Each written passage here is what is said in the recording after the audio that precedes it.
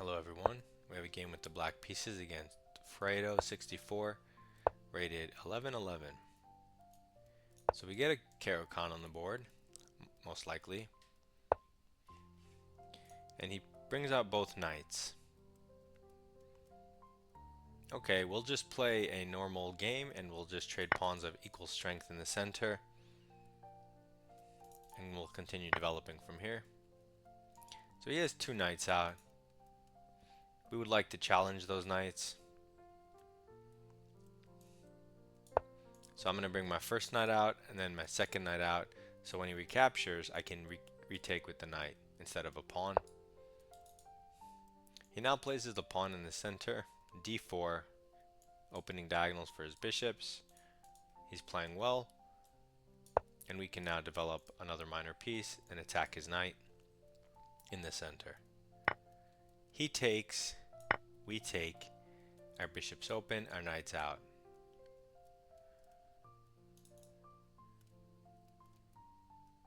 He has a pawn in the center and we don't, so after we're done castling and developing, we want to play c5 to challenge that.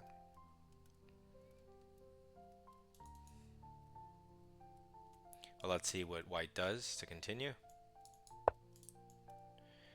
Okay, he doesn't develop. Instead, he tries to stop our bishop from coming out. I don't mind seeing this. Of course, it's slow. So I'm going to bring my bishop outside of the pawn chain. I can't go to g4 because he just stopped me, but I can go to f5. So he develops his bishop, aiming at my king. I'm now going to close the pawn chain, control the light squares in the center, and open up my dark square bishop. White castles, normal developing move, king safety. We have a dark square bishop and some king safety to deal with. So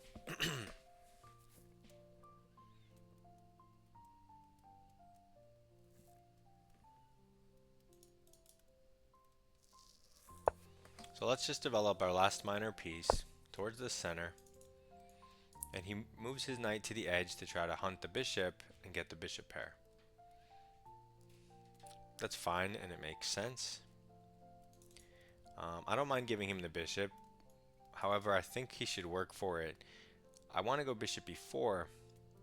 f3 creates clear dark square weaknesses, and that doesn't even win the bishop because you can move it back. Although you have to watch out for trapping it a different way, I guess. But either way, I'm going to throw this in because it looks really annoying for white to deal with if you want to hunt the bishop. And his knight is off sides. It's currently hanging and my queen is staring at it. Okay, so he just develops the rook towards the center and pressures the bishop. But the bishop's not hanging. We could just castle.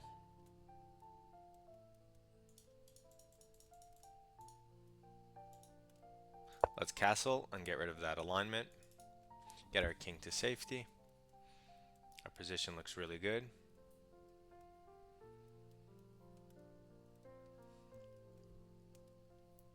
And maybe we can even play c5 and get the bishop on c6, something like that. Because you want to get in c5 anyway to break down his strong pawn in the center. Okay, so anyway, he plays g3. This creates light square weaknesses, which I don't mind seeing. He's not developing a piece or doing anything threatening. So that's good to see.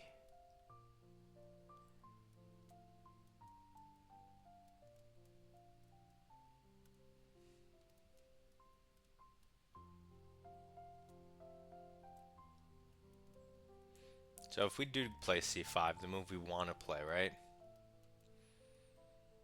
If he takes and we take, he can queen trade and our position is fine. If we play c5 and he pushes past, well, we're covering that square 3 times. So we take with the bishop.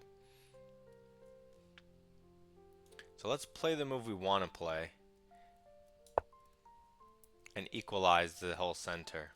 So we remove his central space advantage.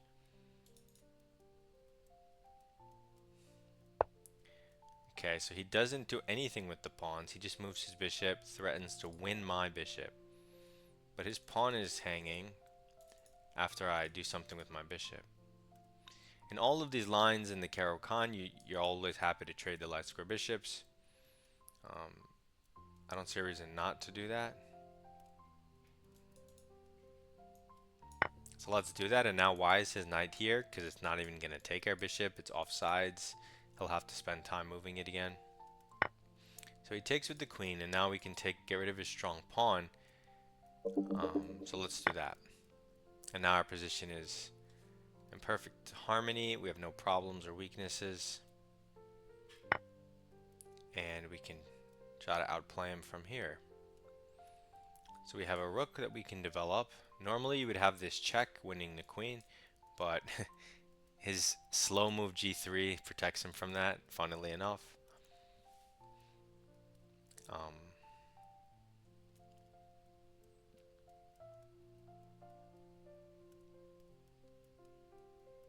I mean, his bishop does want to go here. Do we spend a turn giving our king room and stopping his idea, prophylaxis? If we just develop a rook and he goes here, you don't want to have to waste time moving stuff back.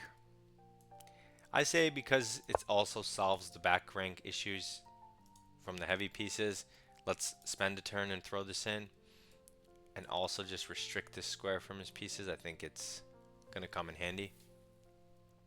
Because otherwise, his bishop blocks his rook here, blocks his other rook here, and here is just a normal trade, but that's not a pin, it's not pressure, and I'm happy to trade. We'll just have to try to play him in an endgame, that's all.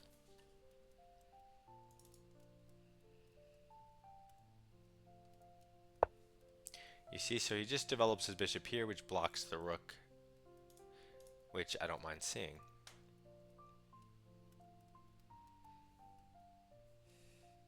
We could bring this rook in. It attacks the pawn. And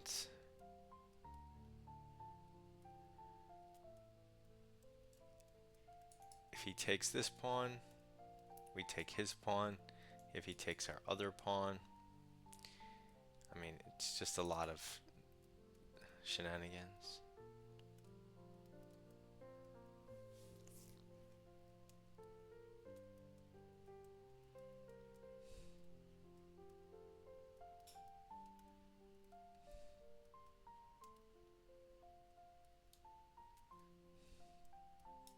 I guess I'll just improve my queen and connect my rooks, since I have not done that yet.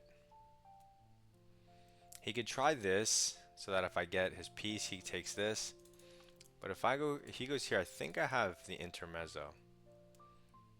Although, yeah, he can't move his queen here. I don't think he can move his queen. I guess he can move it on the dark squares and get 2 pawns for the piece.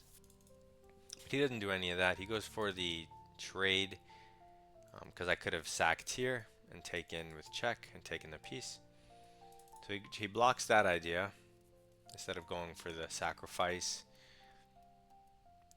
We can't push because that doesn't make sense. It loses material. But I don't see why we can't take the bishop. In either case, we could force him to mess up his structure. So he chooses to do it with queens on the board. Now we can win free material, or we could develop for free. I'm leaning towards develop for free. There are also moves that attack this, but I don't want to hunt that right now. I want to get as much stuff as I can in the game as fast as I can, and then infiltrate. Okay, so he goes for a queen trade that would fix his pawn structure with threats. So that's not happening. So let's take free material and get out of the way. He can get some activity with tempo now. But he was hitting our queen, so What are you gonna do? We don't mind queen trading on our terms though. So if when he brings the rook over, we'll just move our queen somewhere. Where do we want to move it though? This hits another pawn.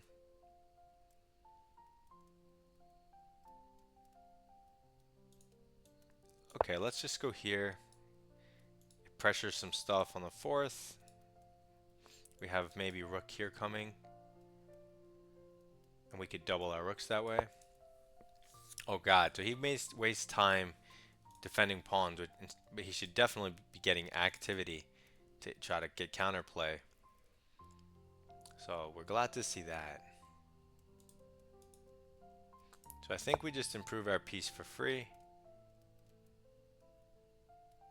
And this gives us a free doubling because he has to move his queen somewhere.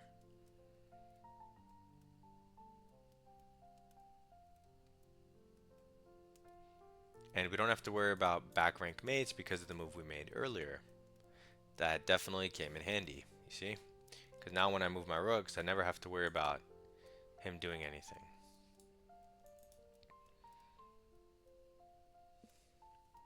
Which is nice.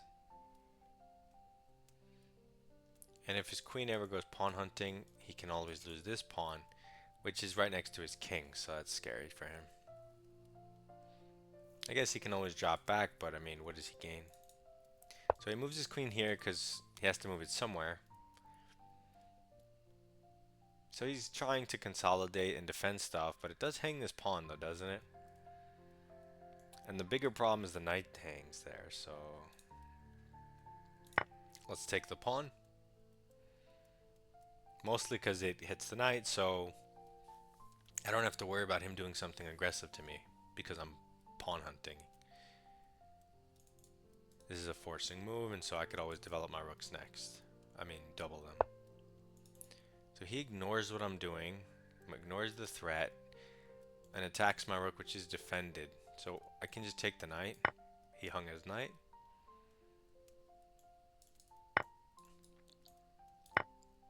Now we just trade pieces. And our position's perfect. Knight on an outpost. Rook's going to come in the game on an open file.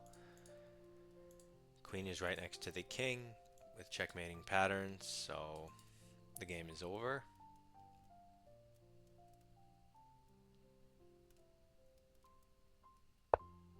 Okay, so he moves his queen. This threatens nothing.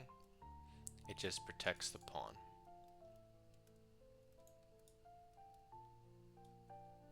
Let's bring our last piece in the game. Control a lot of squares.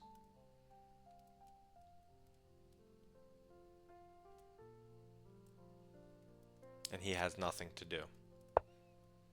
Okay, so he makes a king move, which is fine. Now we get to infiltrate with the piece and control even more squares. This time in his position.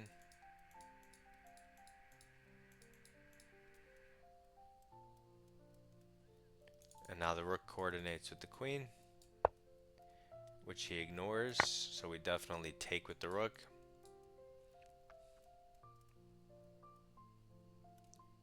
Resigns.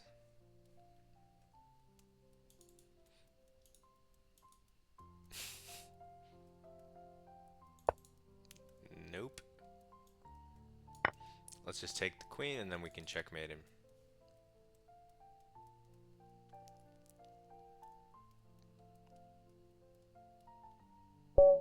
There we go. Knew it was coming. Let's go over the game. So we get a Caro-Kann from a weird move order. And I thought my last video was my lowest center pawn loss because it was 6 with 99% accuracy. This is 4 average center pawn loss, all zeros with 99. So this is my new record, I think. Okay, in the Caro-Kann.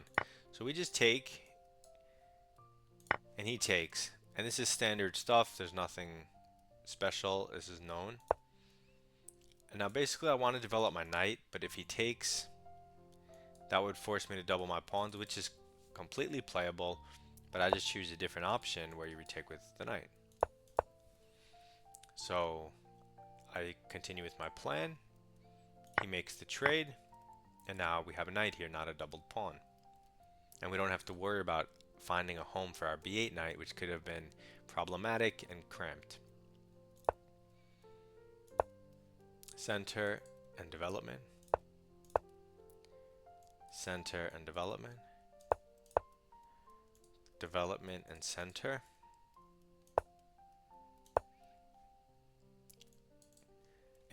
A forced move.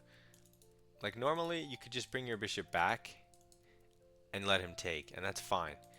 But because of the circumstances here, you have this extra option of bishop e4, bishop d5, and whenever you have this extra option, you should go for it. It's just a better way of giving up the bishop. If he ever plays f3, he's severely weakening the dark squares because he already played h3. So you can put a knight in there, it blocks his queen's diagonal, your bishop is there, it's really bad. So we try to provoke it. He doesn't do it, but that's fine because he also doesn't get the bishop with his knight. So king safety. I don't know, I thought this move might be even worse, but it seems to be fine. And now we strike with c5. Is it the best though? I mean, I know it's probably a move.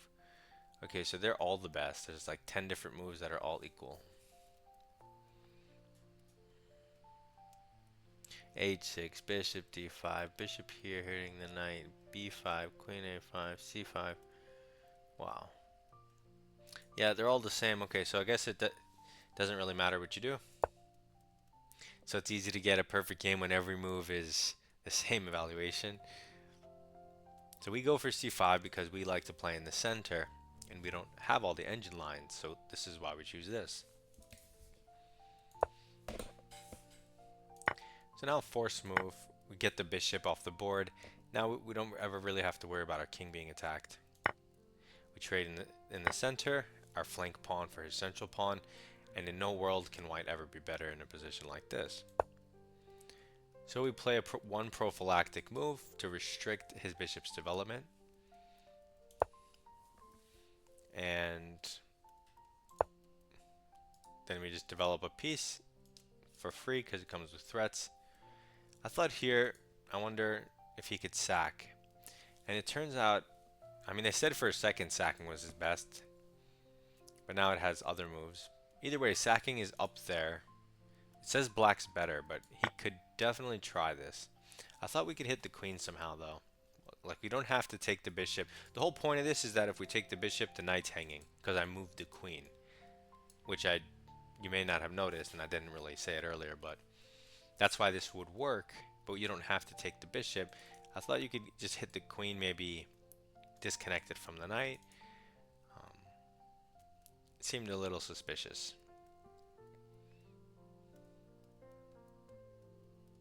Does this not work? Oh, duh. This just hangs to the rook. Duh. But if you go this way, he can still keep contact with the knight. Check here, check here. Oh, you win material this way. That's interesting. You could also just go rook d8. Slow move. Now his queen is aligned. So he would probably move the bishop, so it's not hanging. But then he can't move the queen. If he just pins the knight, you take the pawn, the queen's in the way, so he loses. So he has to block everything. You take, he takes. Then you can take this pawn.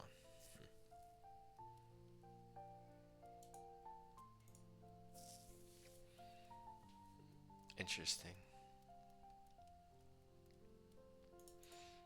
Okay, so I thought he should go for bishop h6 because it seems like a practical option, but the computer agrees it doesn't work. He goes here to bishop f4, but this just allows me to trade, and it's -3. We are up one pawn, but because of the kingside structure and this bad knight, Our pressure on the C file, it says it's +3, so that's completely winning already. Pretty bad. We just develop, attack the queen, take free stuff, -3, force move, improve for free, free stuff, force move, develop a piece, improve a piece for free, free stuff. So lots of free stuff, and very straightforward game. You'll get this a lot in the Caro-Kann, and you can just develop your pieces like we did. Close the pawn chain, castle, and voila, checkmate. That easy. So hopefully this helps. Submit your rapid Caro-Kann games where you got destroyed in Discord, and I might review it. Good luck in your chess, and goodbye.